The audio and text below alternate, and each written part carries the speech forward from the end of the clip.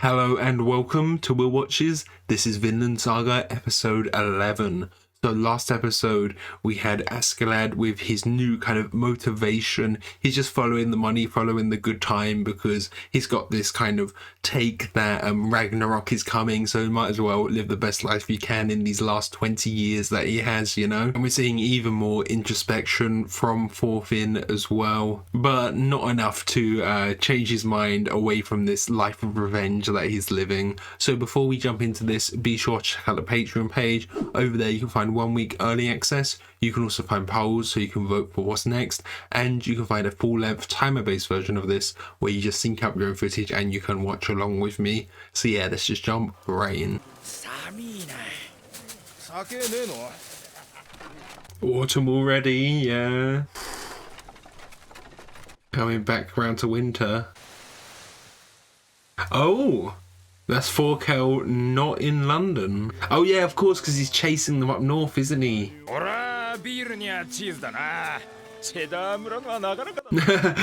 went to Cheddar.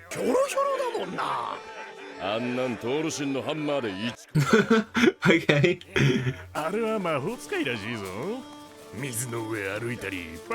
Yeah, he was a magician. What about coming back from the dead? Didn't mention that one.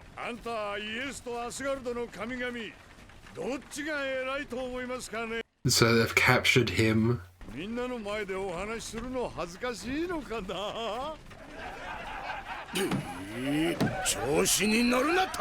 Yeah, they definitely understand the language as well. It's not the language barrier.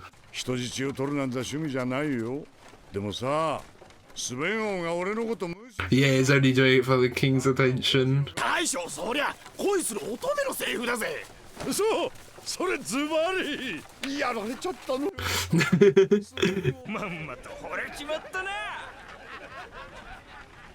Who's this third guy they've kidnapped as well? Because he's in the OP too.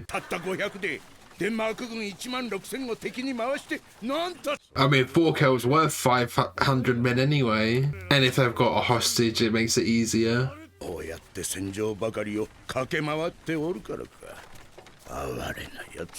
Yeah, it's not much of a life to live.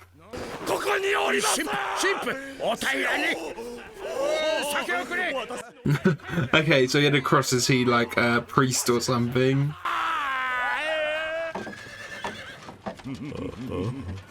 Yeah, just get him drunk to calm him down.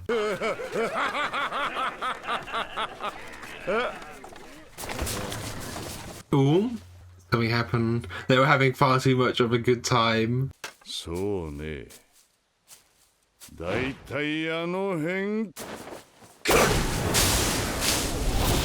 Oh, it's been spied on. Not much of an ambush though.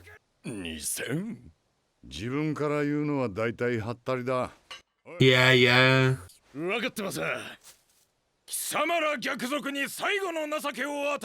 So yeah, give over the prince. Not the priest too.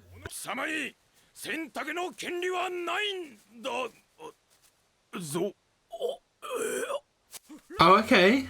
Yeah, they just got up and walked. Is that because Thorkel was so confident that he can win?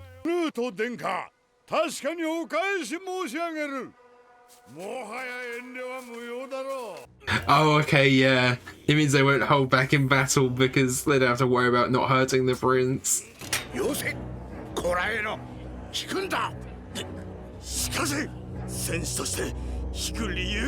And the promise with Valhalla is like egging them on a bit, maybe.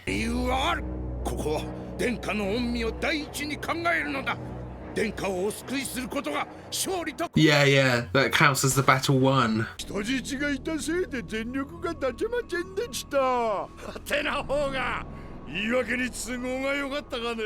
Yeah, and he's getting under their skin. He's good at egging them on.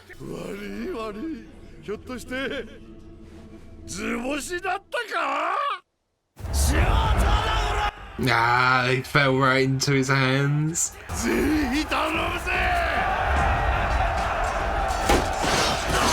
I mean, yeah, Thorkel's men are way more advanced, aren't they?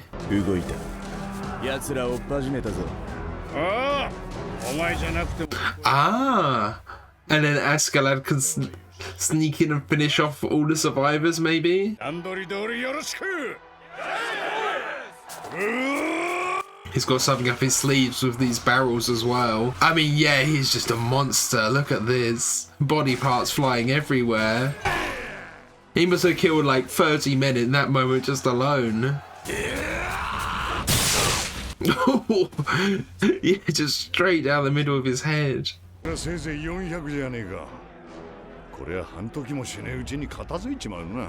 hoping for more of a fight. Whatever Askeladd's up to. Is it like gunpowder or something? Was gunpowder even a thing back here? I'm just thinking of what would be in those barrels.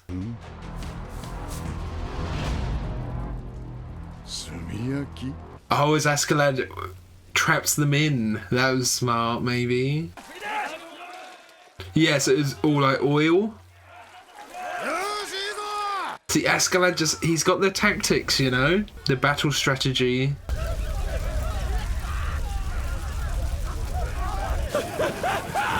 Oh, whose team is that?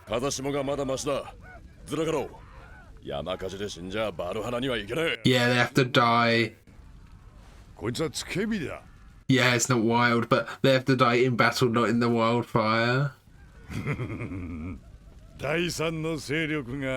But are they forcing them downwind then? Is there a reason they want them to go that way?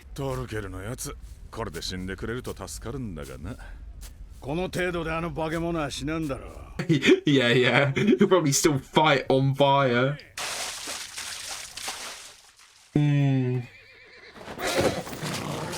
Douse him in water so he doesn't burn up going through.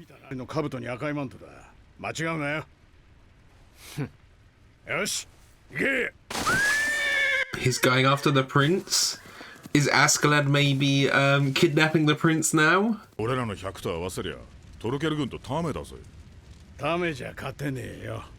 have to level the playing field.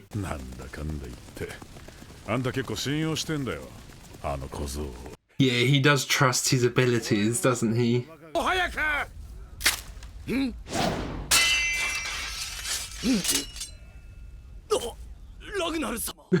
Yeah, being attacked by his own men.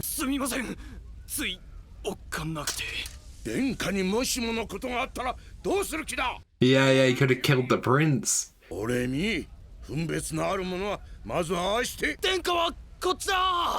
And he's just giving away the location to everyone.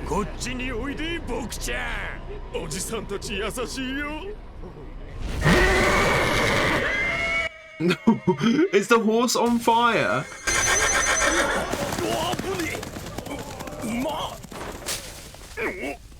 Oh, look at that landing.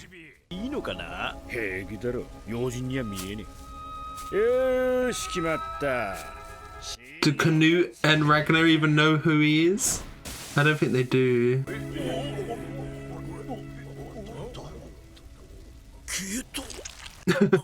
It's so quick.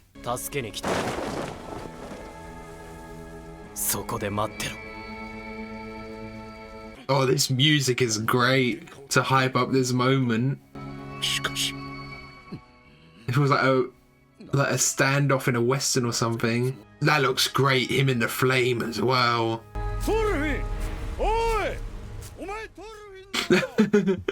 The hole in the hand and his fingers gone.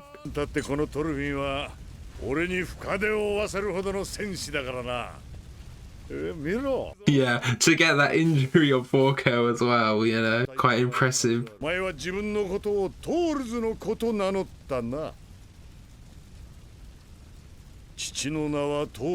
No reaction from Thorfinn yet.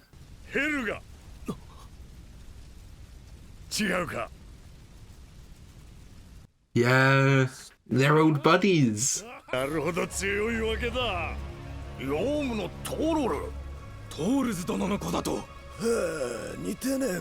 just got chills, yeah, the legend of the Great Fours.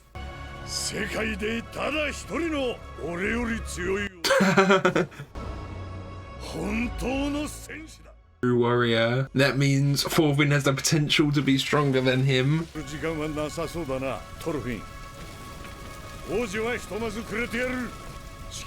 Oh, he's letting him get away. Okay.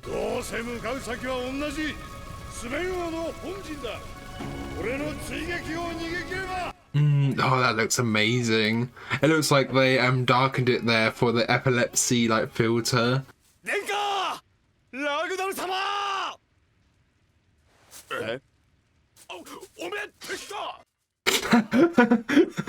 Didn't even realize.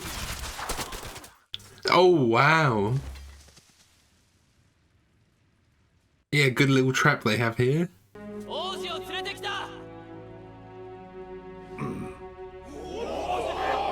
Yeah, Bjorn especially, they're always not trusting in him, but he always finishes the job.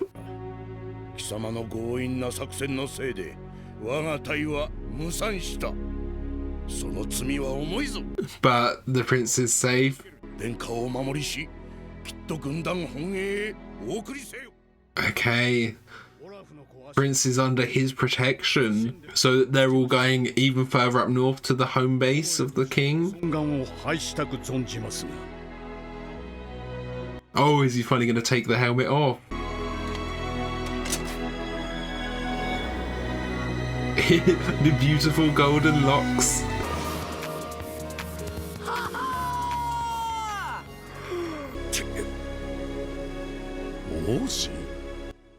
More like princess, yeah. He does kind of look like Helga, doesn't he? Okay, so there we go. That was episode 11 of VInland Saga. I think the most exciting thing, the thing that I was waiting for to happen, was for Thorfinn to find out that Thorkel knew Thors. So many Thors in that sentence.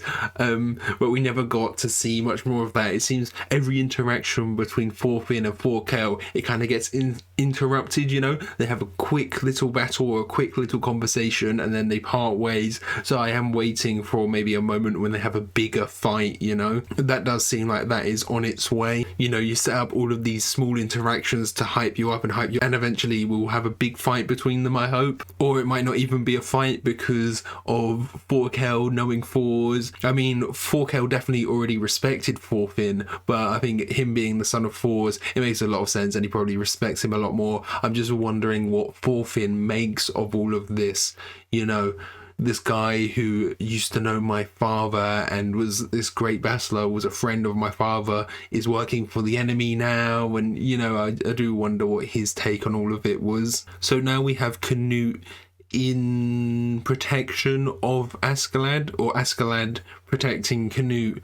So I do wonder how that will go. I guess it's just because all of the other men are burning and dispersed and it's just difficult. So they have the responsibility of looking after him. But that means Thorkel might be coming after them anyway. But it seems like maybe Thorkel is just going to meet them there because they're all making their way further up north to, you know, they said there was like this base that they have, I imagine still in England, probably up by Hull because they kept coming in through the Humber.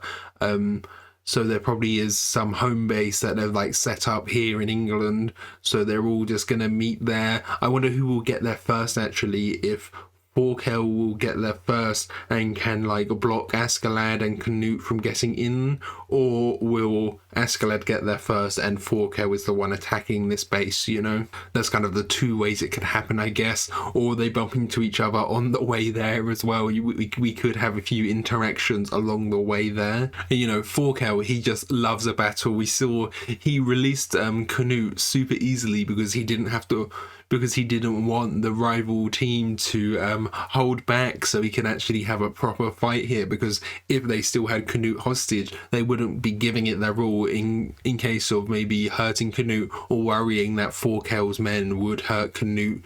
You know, so him releasing it, that was really funny, and you know, it just means he can go all out and they can go all out and he can have a fun time. But of course, everything got interrupted by that fire, which is another great play by Askeladd. Like he said, if you aren't even, you need a way to even the playing fields, especially against Thorkel and his men. You know, Askeladd, I think he probably could take on, he's got like 100 men, right? He probably could take on an army 10 times his size with 1,000 men just through his tactics. Find a way to get them into a valley or something, then flood it or something like that. He probably could win against a much larger army just through his planning and tactics and things. I did think that there was this fire, and then they mentioned, moving upwind to get out of the smoke. I did think maybe he had planned a trap upwind. I don't know if that was actually that must have been where they were actually.